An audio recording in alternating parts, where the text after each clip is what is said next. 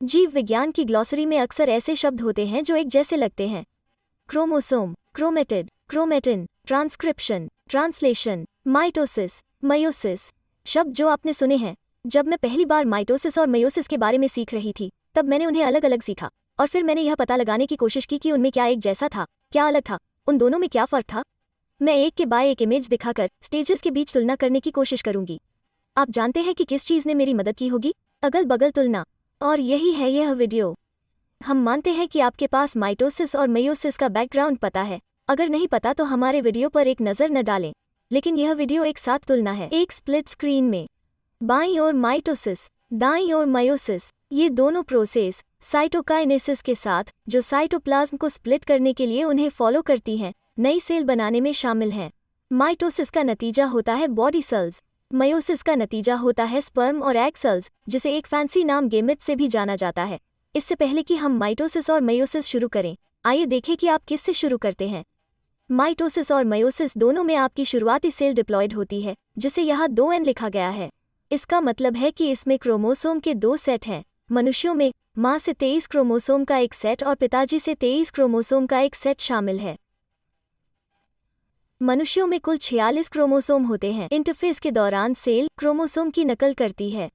जब आप 46 क्रोमोसोम की नकल करते हैं, तब भी आप कहते हैं कि 46 क्रोमोसोम है, क्योंकि नया डुप्लीकेट हिस्सा अभी भी सेंट्रोमियर क्षेत्र में जुड़ा हुआ है, लेकिन वास्तव में 92 क्रोमेटिड हैं।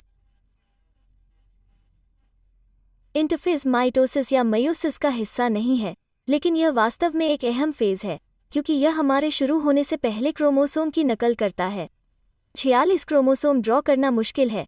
हम अपने डायग्राम्स में 6 क्रोमोसोम का इस्तेमाल करने जा रहे हैं जब हम दिखाते हैं कि क्या हो रहा है, क्योंकि ड्रॉ करना और विजुअलाइज करना बहुत आसान है। ओह, और सिर्फ एक मज़ेदार बात, कुछ कीड़ों में 6 क्रोमोसोम होते हैं, जैसे कि मच्छर। मैं मच्छरों की फ़ैन नहीं हूँ, लेकिन मच्छर माइटोसिस और मयोसिस भी करते हैं।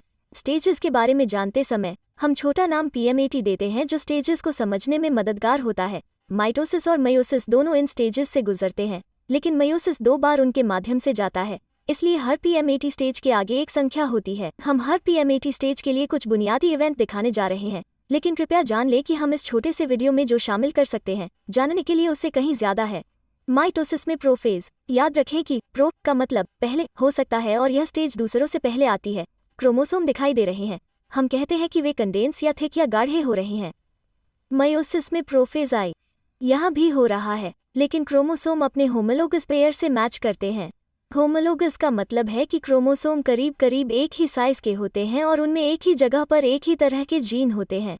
हर पेयर में एक माँ से मिलता है और दूसरा पिता से। इस फॉर्मेशन में क्रोमोसोम अपनी आनुवंशिक जानकारी को ट्रांसफर कर सकते हैं और इसे एक दूसरे के बीच एक्सचेंज कर सकते हैं। इसे क्रॉसिंग ओवर कहते हैं। यह वो बना सकता है जिसे हम रिकॉम्बिनेंट क्रोमोसोम कहते हैं। माइटोसिस में मेटाफेज। न्यूक्लियस को घेरने वाला न्यूक्लियर एनवलप मेटाफेज शुरू होने से पहले ही डिसअसेंबल हो चुका था। मेटाफेज के लिए मैं एम को मिडिल के लिए याद रखना पसंद करती हूँ, क्योंकि इस स्टेज में क्रोमोसोम सिंगल फाइल लाइन में सेल के मिडिल में लाइनअप होते हैं। मयोसिस में मेटाफेज आई।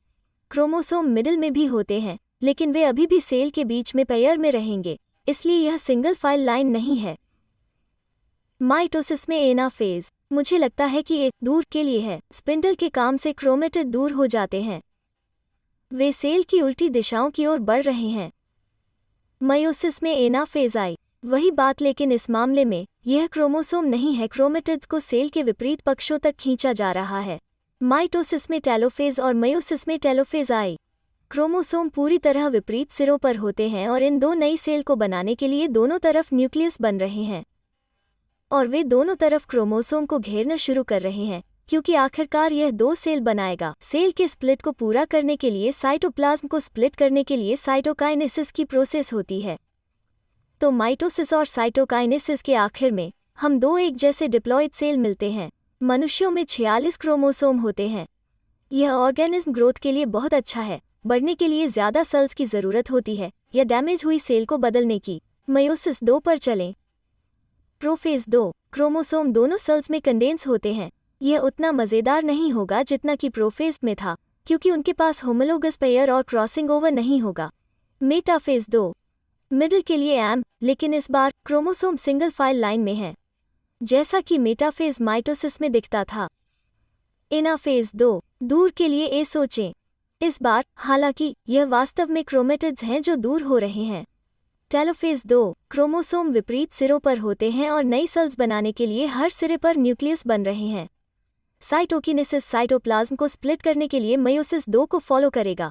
हमने मेयोसिस पूरा कर लिया है और हमें 4 नॉन आइडेंटिकल सेल मिली हैं। गेमीट्स, नर स्पर्म सेल बनाते हैं और मादाएं एग सेल बनाती हैं।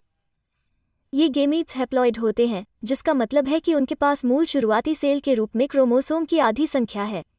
मनुष्यों में नतीजे के तौर पर मिली हर सेल में 23 क्रोमोसोम होंगे। जब एक स्पर्म और एग कंबाइन होते हैं तो यह एक डिप्लॉइड सेल बनती है, एक फर्टिलाइज्ड एग जिसे जाइगोट के रूप में जाना जाता है, जो तब एक नए ऑर्गेनिज्म को जन्म देने के लिए माइटोसिस का इस्तेमाल करके स्प्लिट करना शुरू करेगा।